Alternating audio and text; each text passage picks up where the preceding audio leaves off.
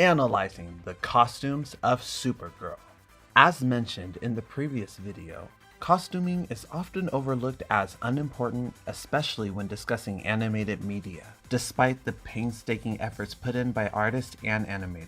Over time, many characters have used the alias Supergirl, but none are nearly as iconic as Kara Zor-El, the first Supergirl and the last daughter of Krypton. By the way, do you consider superhero aliases to be titles or names? Let me know in the comments.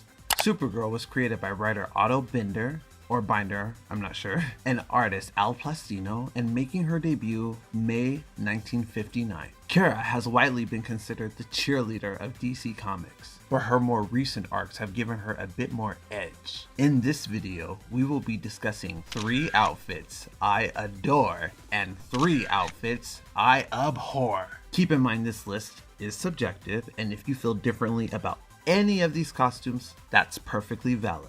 Shall we begin? To end this video off on a good note, we will start with the outfits that I abhor, leading with Pre-Crisis Supergirl, designed by Carmine Infantino. I apologize in advance for messing up anyone's name. Making its rounds in the 80s, this costume is surprisingly lovely. After researching some of Kara's more drastic changes, I realized that I like most of her outfits. Even though I like this outfit, it doesn't strike me as the best look for a superhero costume, especially for the cousin of Superman. That's not necessarily a bad thing. The red hot pants and giant sleeved v-neck is an adorable fit. The Super Family crest is placed where you can find any standard logo. Remove the cape and this look is ready for a night on the town. I feel like the crest placed in the center of her chest would adjust this from a casual outfit to a more superhero style. She could even keep the oversized sleeves. A very fashion forward look and fitting to Kara's personality. It just doesn't scream superhero to me, but that can just be because I prefer tights. Next, we have Supergirl as she appeared in the Injustice series. Injustice 2 was designed by John Edwards, leading me to believe he is responsible for the character's design as well. If that is incorrect, please let me know in the comments, of course. I'll start with what I like. The gold bands that wrap around her upper thighs is a unique and nice substitute for the frequently seen belt, and the gold trim around her cape adds some flair.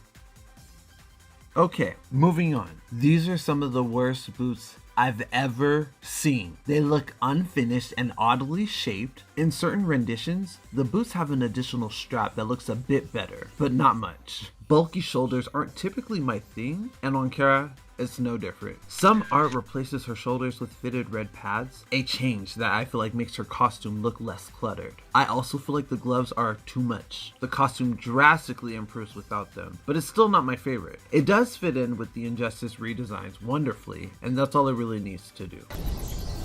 Hard to tell, but you look grumpy. Kryptonians give me headaches. You're in for a doozy. We round off the outfits I abhor with the DC Superhero Girl Season 1 Supergirl, appearing October 1st and designed by Lauren Faust. Keeping in mind the costumes in this series were meant to appeal to children, you'll notice every character appears more cutesy. I have the same problem with this costume that I have with the pre-crisis Supergirl. I love the elements that come off as superhero culture, like the cape and color palette, but the sneakers and the collar take away from the super aspect. Even the skirt, which is iconic to Kara's costume, comes across much more casual paired with her preppy top and Converse. I also wish both wristbands matched, particularly with red. The blue gem between her collars pair wonderfully with her eyes and headband. This look screams cheerleader, and it's definitely grown on me. I just feel like this same silhouette has been done better multiple times. Now let's start with the outfits I adore, starting with Supergirl as she appears in DC's Bombshells. Designed by Aunt Lucia. Easily another one of my favorite costumes ever. I love everything from the shiny blue corset outlined in gold to the red tightly cinched high-waisted belt. Her scarlet scarf in place of her iconic cape is so much fun. And the knee-high red boot heels with white garters underneath scream, I am a bombshell. The colors are placed nicely to reflect her standard uniform. I'm even a fan of the fingerless gloves, something I normally do not like on members of the Super family. This is a look I'd love to see get more attention. Truly iconic. Next, we have Supergirl as she appeared in the New 52. Designed by Jim Lee when the DC Universe was rebooted, Supergirl was given a standalone title and a new look to fit her new personality. This outfit comes across much more serious. I love the uniqueness of the crest and the balance of the colors. Members of the Super family commonly have blue as their dominant color, but Kara in this look leans towards red, and I'm here for it. This is one of her more functional outfits, being a solar suit. A common opinion shared about this look is the approval of the upper half and the disapproval from the waist down. Most aren't a fan of the red crotch patch or futuristic boots, and although I can see what people mean about the patch, I simply adore these boots. The knee open is so unique in superhero culture, and the cape clasped together around her neck is also my favorite way she's ever worn it. This costume is also particularly special because in the New 52, she was dressed in this for her graduation ceremony, or at least it was meant to be used for that. It's also the only item she held onto from her former life, giving it significant symbolic meaning. We wrap up the outfits I adore with Michael Turner's Supergirl, debuting October 2005, and may he rest in peace. He was definitely taken way too soon. This is one of my favorite costumes the Maid of Might has ever donned.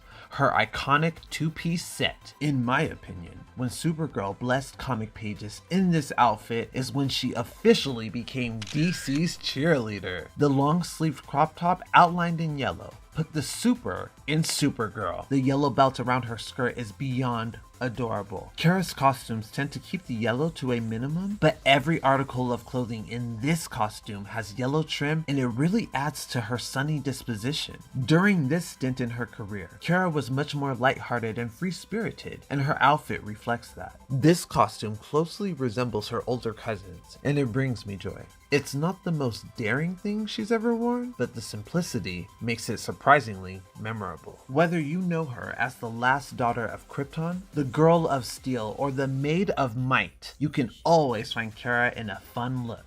Being the cousin of the most famous superhero ever, saying Kara has big shoes to fill would be putting it lightly. To be honest, I'm not sure I've earned the right to wear this uniform, but I will.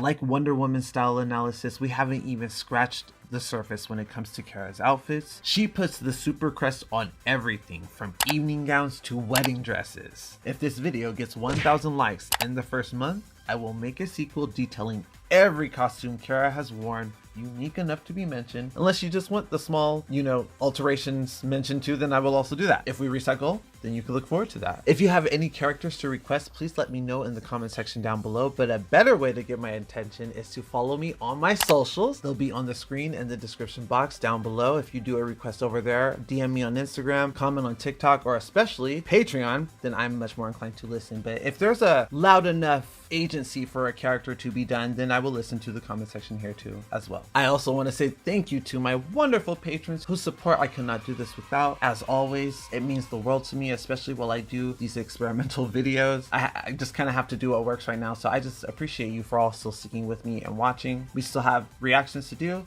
If you would like to be a patron for as little as $1 a month, you can find the link in the description box down below. I have a podcast over there. We have uncut and uncensored reactions. There's also Patreon exclusive content over there as well, and you get invited to my Discord server, but that's becoming more public, so anyways, let me know what you think. What's your favorite Supergirl outfit? Is there one that you cared for me to mention? I'd love to hear it. I will be making more of these, of course. I think Starfire might be next, unless I get something that entices me a little more. I love you. I hope you're having an amazing day, an amazing life. Thank you for watching this video to the end. It means the world to me. I love you, and I will see you for the next one.